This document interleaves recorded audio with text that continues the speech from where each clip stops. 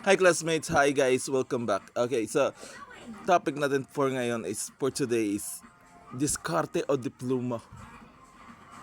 So somewhat guys, sabi ng mga matatanda, sabi nila, hindi lang nagtatapos ang education sa classroom.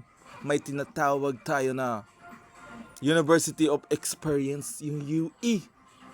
Tapos, itong mga gurus guys, ang ginagawa nila, hindi sila nagka-diploma.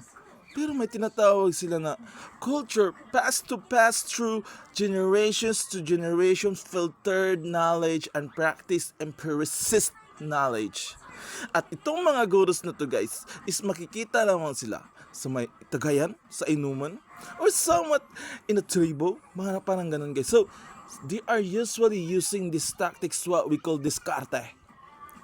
And then diploma guys, diploma is subject.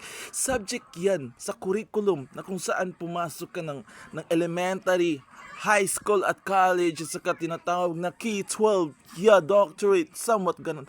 Ang question, the bottom line is, saan ka dito sa dalawa? May resulta ka ba along the way? Lalo na sa actually manner. Yun bang pag nag-actually ka nagba-brown out lahat? Or at least nagba-brown out 10? Ito kasi yung common point guys is pag nag-actually ka tapos yung nag-brown out is yung illusion mo lang, sarili mo lang. Napakalaking question mark ng ganun guys na pa, ito ganito guys, kung nag-actually ka may na-off na dalawa, oh okay na yun for this day. Tapos mag-practice ka na naman sa inner self mo na pag nag-actually ka, kinabukasan apat na yung nag-off. Pero dapat sila i-off kasi hambog sila. Ganon. Huwag yung ino-off mo sila tapos napakaluli at model nila. Huwag ganon. Yeah, and it's called a Camilic book. Ito ay ginawa sa England guys and it's somewhat 25% ginawa sa France. It's this Najera book guys. Ano bang tawag doon? Grabe guys ba? Parang ganun ba? Oo. So ganun guys, ano ba talaga ang naaayon at ano ba talaga ang gusto mo? Di ba? Ganun. So ganito, nag-actually ka in this day na to turn off sarili mo. Oh, practice ka. Tapos kinabukasan, paano ka mo practice pa lang? Acquirance of knowledge and truth para sa actually manner mo.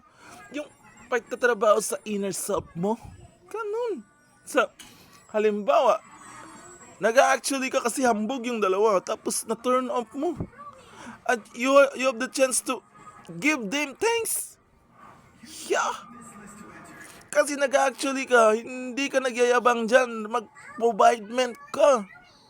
Hindi lang yan sa Pilipinas, kundi sa whole world, the whole union. Oo, ganun yun. So, pag nag-actually ka ngayong araw, halimbawa, na-turn up yung 100, tapos kaya mong i-provide. I-provide for 24 hours. Diba? So, practice ka na naman ulit. Para kinabukasan, pag nag-actually ka 100, 1,000 ang ma-turn off. May tinatawag naman tayong capacity. So, ganun. There's a teamwork in it. May teamwork din na tinatawag uplining, downlining, di ba? Halimbawa yung capacity mo, in a million years of practice, you actually 1,000 na yung natu-turn off mo. Maghanap ka ng 1,000 din na matu-turn off. Dalawa na kayo, so 2,000 na yung matu-turn off nyo. Tapos, kaya nyo bang i-provide at least 20%? The rule of natura. Naturalis, yeah. When you such kill someone in their spark and then you cannot provide for 24 hours, then stop. Stop. Sabi ni Digong, stop. Ay, hindi pala, ni Kibuloy. Stop. Stop. So, yung pag-turn up mo ng spark sa iba, ibig sabihin nun, kaya mo silang provide for 24 hours all their needs. Tinatawag na omniformality or omnicality or the somnicality, the 360 in it. Yeah, when it's circle, the triangle, I don't know. I don't know. So guys, ganun ba? Ganun.